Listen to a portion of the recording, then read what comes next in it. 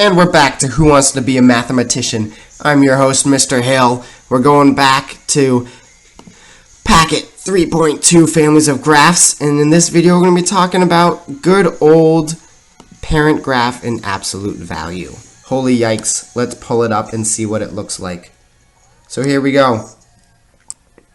We got our little absolute value going on. So here we go. Step 1 is you're going to graph this on this axis. Pause me, take a few moments, get into it. Alright, so you should have paused me, you should have done it. We know our -4 is attached to our quantity, so that means we're shifting down 4, 3, 4. Parabola looks like this. How crazy is that? But now, what happens when that whole thing is inside our absolute value? So now we're going to graph this over here. So what happens when we have the absolute value of numbers?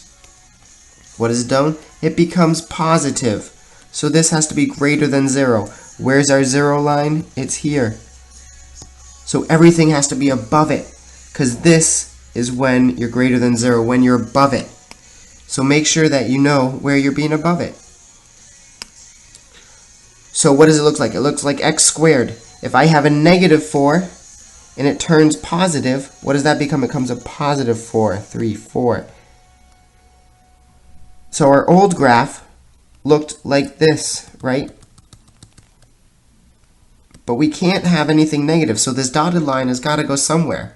Well, if it's going somewhere, then I don't know, maybe it goes in the positive. So we already figured out that our -4 shifted to +4, so everything else is going to look the same, just positive. So you took this dotted line here, and you just like, whoop, I'm going up there. So there you have it.